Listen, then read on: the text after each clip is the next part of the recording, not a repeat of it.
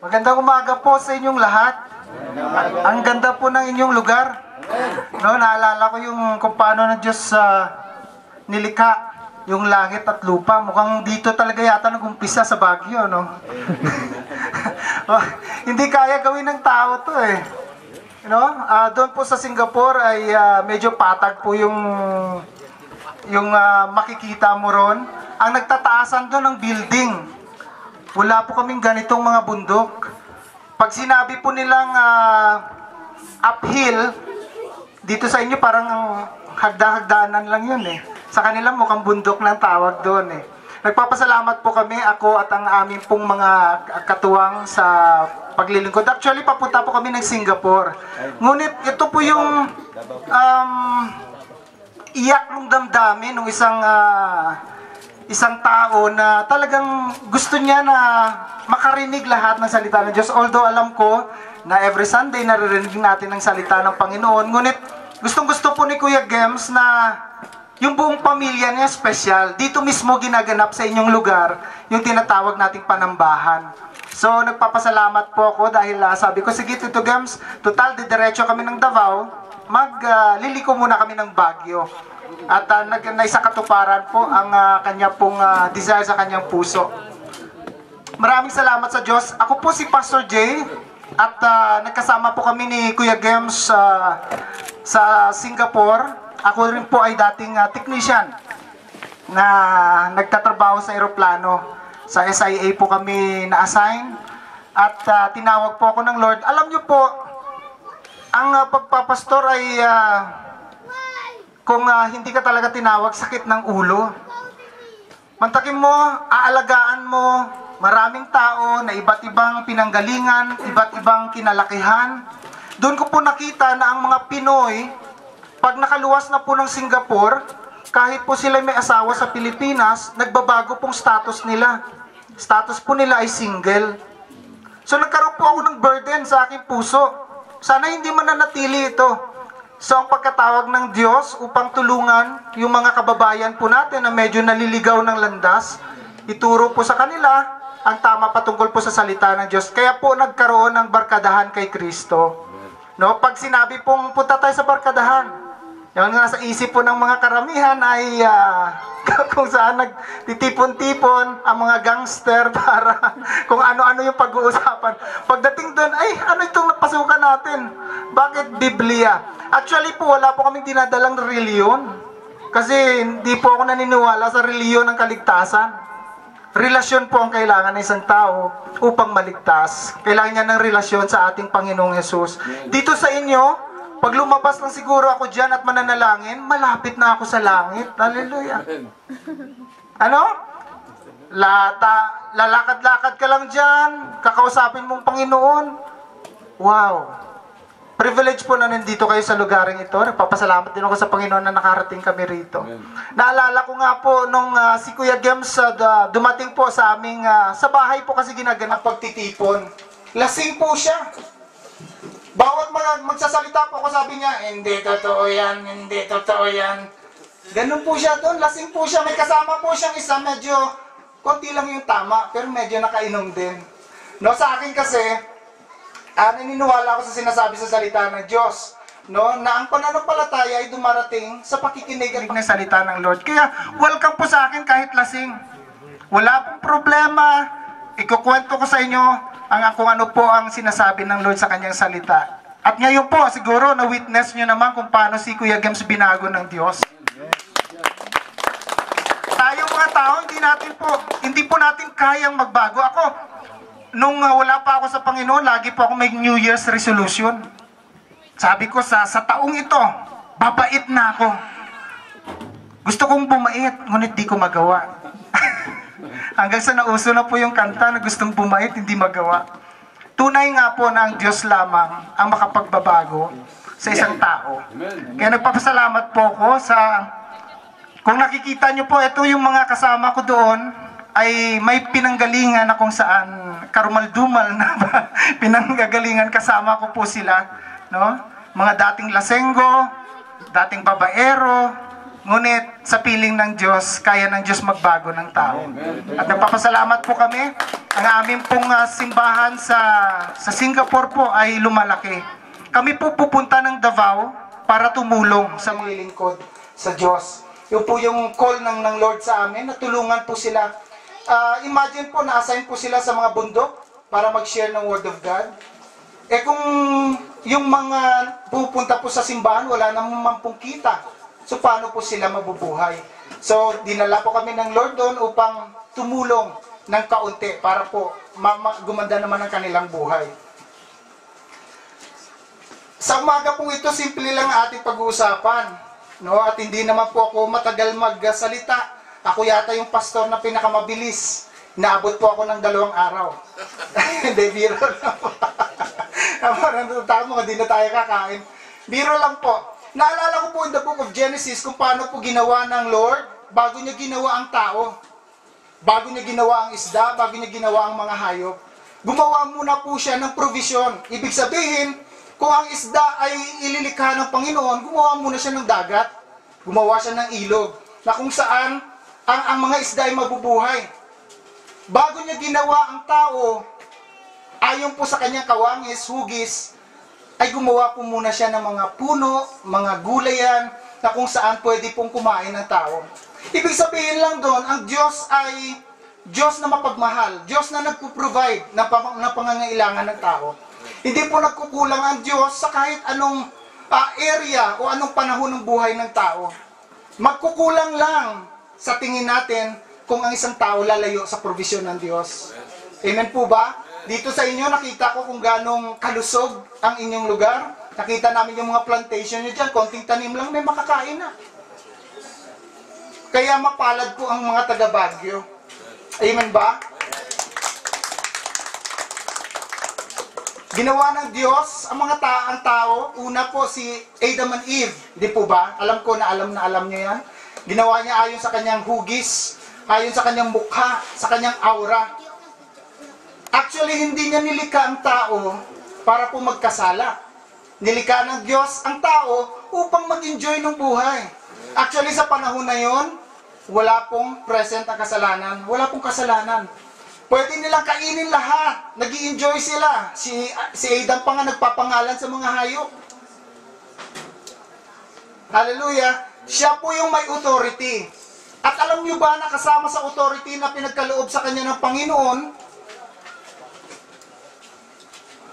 ay ang authority na kung saan under sa kanya yung diablo o ang demonyo.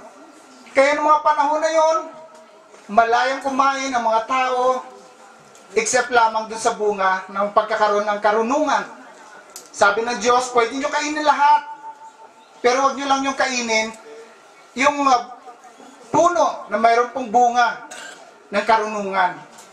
Ngunit alam po natin yung kwento, sinuway po nila ang Panginoon. Kaya po doon pumasok yung tinatawag na kasalanan. Nung pumasok na po yung kasalanan sa buhay ng tao, nagkaroon po ng kamatayan. Anong unang kamatayan? Kamatayan sa relasyon sa Diyos. Doon po nagkaroon ng barrier yung tao. Pangalawang kamatayan, doon po nagkaroon ng kamatayan ang tao. Kaya tayo, mabubuhay lang at meron din pong kamatayan. Ibig sabihin, kung hindi pala nagkasala ang tao, baka kayo nandirito, hubot-hubad katulad ko. Hindi natin mapapansin ang bawat isa'y hubad pala. Kasi wala pong kasalanan. Ngunit hindi po natapos doon. Ang ginawa po ng Panginoon, sabi niya kailangan mabili ko o matanggal ang kasalanan ng tao. Sino po ang kanya pinadala? Si Jesus. Agree po ba tayo doon na si Jesus? Diba? Ganon kabuti ang Diyos. Now, naisip mo na ba? Naisip mo na ba sa iyong sarili kung gaano ka kamahal ng Diyos? Sino ka ba upang padalhan ng isang Jesus upang ikaw ay maligtas? Ano po ba ang nagawa mo upang mahalin ka ni Jesus? Ano po ba ang nasa iyo upang masasabi ni Jesus, okay, pwede ko nang ibigay ang buhay ko sa iyo dahil very good ka eh. Poging-pogi points ka. No? Wala kang ginawang kasalanan. Napakabait mo, anak. Siguro walang magsasabi. Kahit ako po na pastor ay hindi ko masasabi. Ito lamang ang grasya at biyaya ni Jesus at ang kanyang pag-ibig. Kaya niya po pinadala Hallelujah, ang kanya pong isang anak na si Jesus upang po sa ating kaligtasan. Ngayon po, umpisa po natin.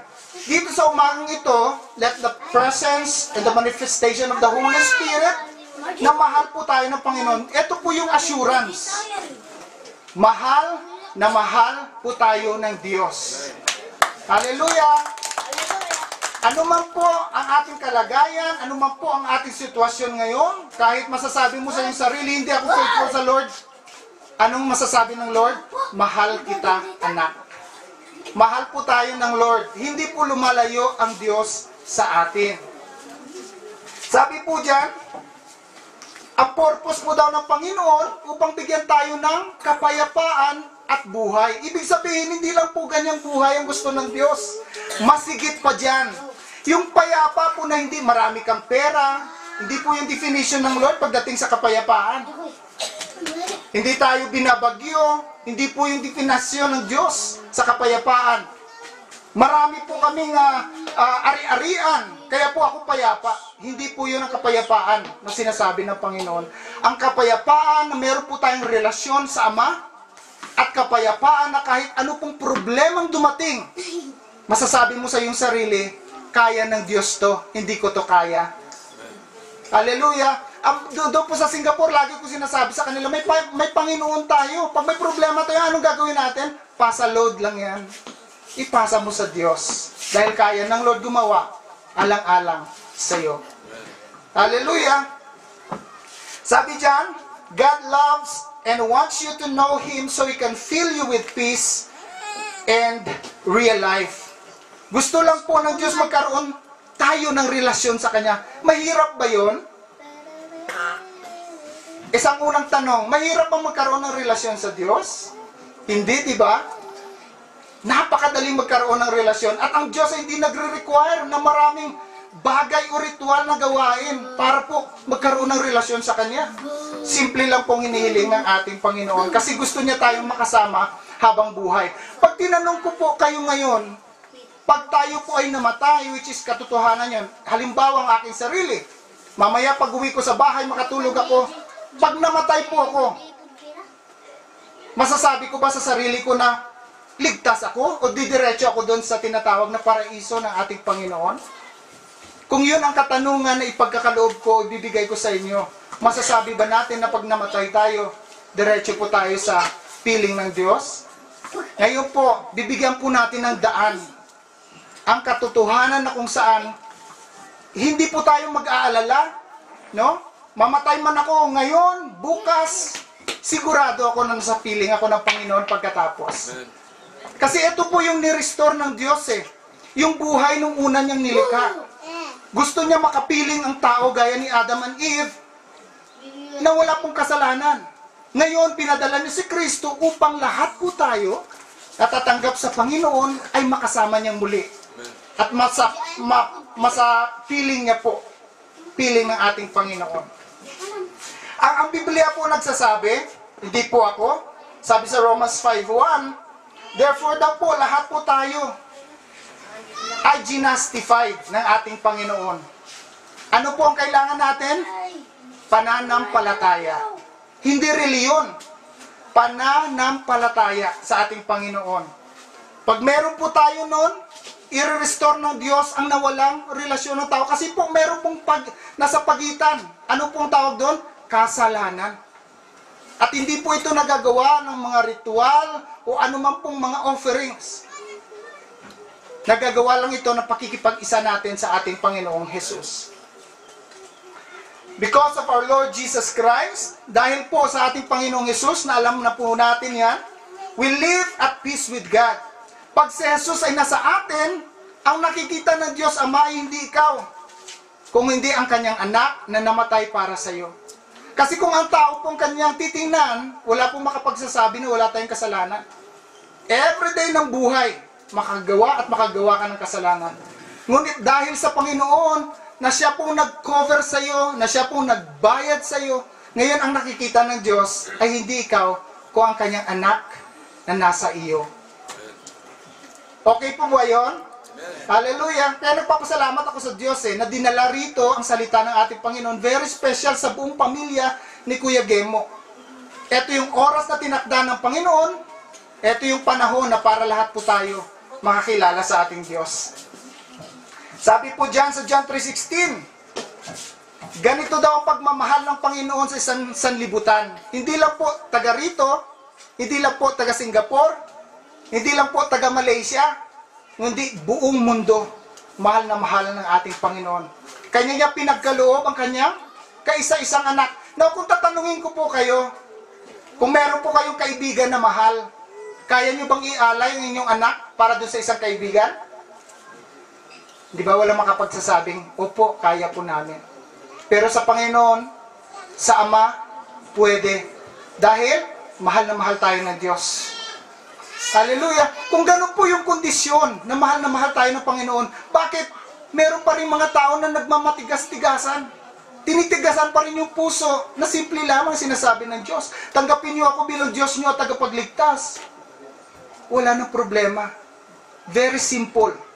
Hindi mo na kailangan mag-struggle, hindi mo na kailangan mag-alay, hindi mo na kailangan gawin pa yung every April na nagsasacrifice ng kanilang katawan para lamang mapalapit sa Diyos. Hallelujah! Sabi po ni Jesus, I came so that everyone would have life and have it to the fullest. Siya po ay dumating upang magkaroon po tayo ng buhay. Hello? Ang Diyos, si Jesus ay dumating upang magkaroon po tayo ng buhay. Hindi lamang po buhay, ngunit buhay na kasiyasiya. Kahit po dumating ang trial sa ating buhay, hindi ka nag-worry. Bakit? Meron kang Jesus na tutulong sa iyo. Hallelujah! Kahit po paugod-ugod na tayo, medyo yung lakas natin ay lumilipas at kumukupas na. Hindi po tayo nag-aalala. Bakit? Kasi meron po tayong Jesus na nasa ating buhay. Amen po ba yun? Since God planned for us to have peace and real life, why we are so many people hurting, so angry inside? Kung yun ang gusto ng Panginoon, bigyan tayo ng buhay na kasiyasiya at buhay na walang hanggan. Ngunit marami pa rin yung mga taong parang galit o meron pong sakit sa puso. Ano pong nangyari? Ito po ang nangyari. Ang problema ay separasyon. Pag nakita nyo dyan sa screen, napakalaki ng kasalanan na pumagitna po sa tao at sa Diyos. Kaya kailangan po natin ma-fill yung gap. Kailangan po natin ma-fill ang gap para po magkaroon po tayo ng access sa ating Panginoon. God created us in His own image and likeness, sa book of Genesis, and have a joy-filled life. He did not make us robot. Hindi po tayo ginawa ng Diyos para robot. Sasabihin niya sa iyo, o anak ko po, o anak tayo, o anak kain. Lahat po tayo, merong anong tawag doon? Yes, meron po tayong laya. Kaya po nagagawa natin ng mga bagay na gusto po natin. Amen po ba? Hello, naunawaan po natin? Very simple po ang ating Panginoon. Kaya ang resulta ay kasalanan. Sabi po ng Biblia, lahat po daw ay nagkasala. Including po yung pastor na nagsasalita. Wala pong magkapagsasabi na hindi ako nakagawa ng kasalanan. Lahat po tayo ay nagkasala. At kapos po tayo sa kaluwalhatian ng ating Panginoon. Kaya ang resulta po, unforgiven sin. Yung kasalanan na hindi napapansin ng tao, na ito pala yung nagkikreate ng paglayo sa ating Panginoon. Kaya mamaya po, tutulungan natin ang bawat isa sa pananalangin upang magkaroon po tayo ng tunay na relasyon sa ating Panginoon. At natutuwa ako sa Lord, alam mo, mahal na mahal niya po ang pamilya ni Tito Gemo, mahal na mahal niya po kayo talaga. Amen. Hallelujah. Naisip niyo na ba bakit pa kami pupunta rito, no, sa Singapore? Kasi naramdaman ko na ang Diyos gusto niyang ihayag ang katotohanan sa inyong pamilya.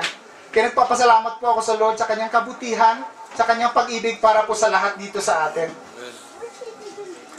The Bible says that disobeying God result in being separated sa ating Panginoon. Marami pong attempts ang mga tao Our attempts can never unite us with God. Through the ages, na magmula pa dun sa kaninunuan po natin, marami na po silang sinubukan upang mapalapit sa ating Panginoon. Ngunit ang lahat ng iyon, unsuccessful. Gaya po, nung unang panahon, inutusan sila ng Diyos, okay, para maremedyohan ang inyong kasalanan. Ito po yung tinatawag na temporary po lamang. Nung inutusan ng Lord si Moses doon sa tabernakulo, meron pong mga priest doon sa loob na kung saan ang bawat isa ay magdadala ng alay. Isa po rito ay lamb. Bibigay po nila to sa priest, kakatayin ng priest, no? Tapos iaalay nilang ganon. For a while, temporary po nawawala ang kasalanan. Ito po yung alay, ngunit hindi pa rin po natatanggal ang kasalanan. Meron din po, hindi ko alam kung saan po yung practice na ito. Minsan, ito po yung inaalay. No? May alay na ganito upang maibsan ang kasalanan, ngunit hindi po umubra dahil hindi po yan ang requirement ng Diyos. Ang requirement ng Diyos ay simple lang. Ang requirement ng Panginoon, sabi niya, si Adam ang ating pinanggalingan ng lahat ng mga kasalanan, kaya tayo nagkasala. Agree pa po ba tayo dito? Hallelujah! Siya po yung naunang nagkasala. Kaya po yung mga tao sunod-sunod na hanggang sa henerasyon po namin, hanggang sa susunod na henerasyon, may kasalanan na po yung bata.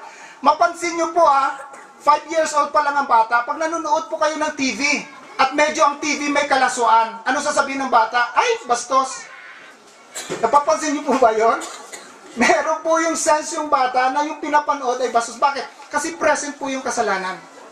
Ang kasalanan ay talaga pong naka-built-in yan. Kaya kailangan po natin si Kristo upang matanggal po ang ating mga kasalanan. Sabi diyan, you may think you are on the right road and still end up wala pong buhay. Baka akala natin yung ginagawa natin ay tama. Ngunit ang tama lamang po ay ang pagtanggap sa ating Panginoong Yesus bilang personal po nating manliligtas. Personal po nating Diyos, personal po nating kaibigan, personal po nating tatay. Hallelujah! There is only one way to reach God. Isa lang po ang kaparaanan. Sino po yun? Si Jesus. Si Jesus, yung nag-feel ng sin kanina dyan, na nakita ninyo. Si Jesus ang nagtanggal ng kasalanan. Si Jesus ang alay. Si Jesus ang inalay ng kanyang Ama para sa iyo at para sa atin. Mahirap po ba yung tanggapin si Jesus bilang Diyos natin na tagapagligtas? Di ba simple lang po? Wala na siyang requirement kung ano pa po. Kung hindi, ang tinatawag niya ang ating puso na maging bukas po lamang para po sa Kanya. Uulitin ko po, ang pamilyang ito mahal na mahal ng Diyos. Tandaan niyo po yan. Mahal na mahal ng Diyos ang pamilyang ito. Amen po ba tayo doon? Amen. Ano pong remedy ang ating Panginoong Jesus na siya pong napako sa krus? Paniwalaan lang po natin na si Jesus ay namatay, ngunit sa pangatlong araw si Jesus ay nabuhay. Si Jesus ang daan, si Jesus ang kaligtasan, at si Jesus ang magbibigay sa atin ng buhay na walang hanggan. Agree po ba tayo doon? Amen. No, wala siguro magsasabing hindi, di ba? Alam natin na si Jesus lamang ang siyang daan. Ang sabi po sa Biblia, there is only one God, and Christ Jesus is the only one who can bring us to God. Siya po yung anong tinatawag natin, permanenteng sacrifice. Permanenteng offering. Permanenteng alay. Pagtapos na po ang ginawa ni Jesus sa krus ng Kalbaryo, wala na po tayong dapat gagawin. Ang gagawin na lang natin ay manatili sa ating pong Panginoon. Amen po ba doon? Amen.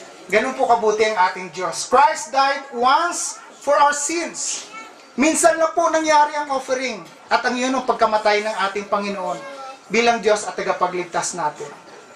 Naunawaan po ba natin? Malinaw po ano? But God showed how much He loved us. Sabi diyan, namatay ang Diyos nung mga panahon na tayo'y makasalanan. Yung gumagawa tayo ng mga provision kung paano tayo maligtas. Ngunit ang isang katotohanan, si Kristo lamang. Kaya dito po, wala po kayong maririnig sa akin kundi si Jesus, si Kristo, ang siya pong daan ng bawat isa sa atin. Hallelujah! Ang reliyon po, yun lang po yung mag-guide sa'yo patungo sa ating pananampalataya kay Jesus. Pero ang reliyon, hindi po yan nagbibigay ng kaligtasan. Hallelujah! Si Jesus ang nagbibigay ng kaligtasan. God has provided the only way and we must make the choice. Hello po! Kailangan po daw natin ay mag-desisyon. Mag-decide. Kasi hindi po tayo ginawa na robot ng Diyos. Kailangan po natin mag-decide na tanggapin ang ating Panginoon bilang Diyos natin at tagapagligtas. Mahirap po ba yun? Eto na yata yung pinakamadaling paraan. Hallelujah. No? Hindi mo na kailangan gumastos ng 20,000 dito. Sabihin mo lang, yes Lord, tinatanggap kita sa aking puso bilang Diyos at tagapagligtas. Si Jesus lamang ang siyang daan. At paano po, ano po yung response ng bawat isa po sa atin? Hello, we must trust Jesus Christ to forgive our sins. Kailangan po mamaya pag nag-pray tayo, ilagay po natin sa ating mga puso na talagang pag tinanggap natin si Kristo, ang ating pong kasalanan ay Kanya pong lilinisin. Hallelujah! Ang sabi po sa Biblia, so you will be saved if you honestly say, Jesus is Lord. Maliligtas daw po tayo pag binanggit natin, kinonfess natin sa ating mga bibig na si Jesus ay Diyos. At sabi dyan, and if you believe with all your heart, pag naniwala ka ng buong puso, na ang ating Ama ay ni-raise si Jesus after 3 days. Hallelujah! Tatatanggapin daw ng Diyos ang offering na yon, ang pagtanggap natin kay Jesus. Hallelujah! Mahirap po ba yun, natanggapin si Kristo bilang Diyos at tagapagligtas? Very simple. Hallelujah! Wala na pong pa-macho-macho dito. Macho kasi ako eh. Kaya ayoko.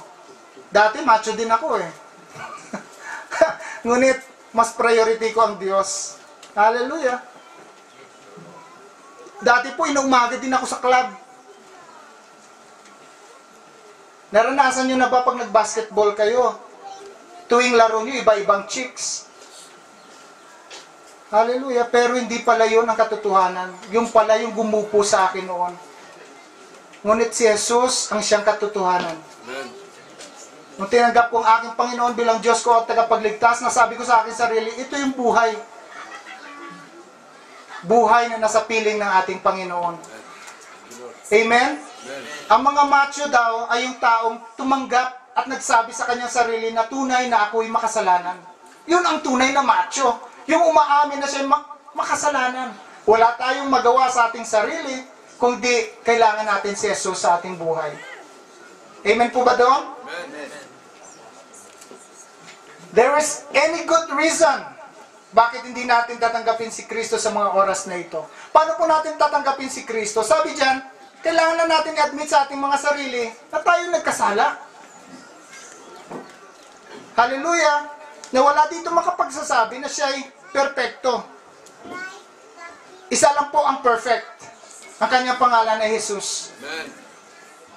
Lahat po tayo ay kapos at nagkasala laban po sa Kanya. Paniwalaan po natin na si Kristo ay namatay sa krus para sa atin. At sa pangatlong araw siya po'y nabuhay. Hallelujah. Yan lang po ating gagawin. At ang pinakasimple, ililid ko kayo sa pananalangin. Ngunit, akin po kayong inaanyayahan na sa puso po ninyo ay tunay po natanggapin natin si Jesus. Dito po, hindi ko po kayo dadalhin sa reliyon ko. Napakalayo po ng Singapore. Ang gusto ko lamang magkaroon tayo ng tunay na relasyon sa Diyos. Hallelujah! Yan po yung ating umpisa sa ating Panginoon. Tayo po'y tumayo. Hallelujah! Nandirito pong presensya ng ating Panginoon. Thank you, Jesus. I give you praise, Lord. I give you honor.